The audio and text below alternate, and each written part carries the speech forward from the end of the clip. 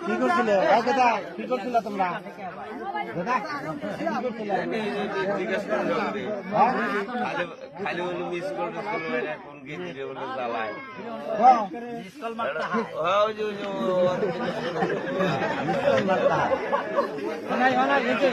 নম্বর টিকা কাটো এই ফেলে কে ছিল পাশে থেকে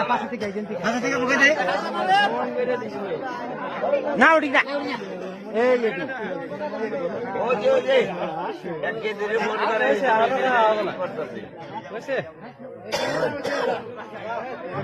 হানিটা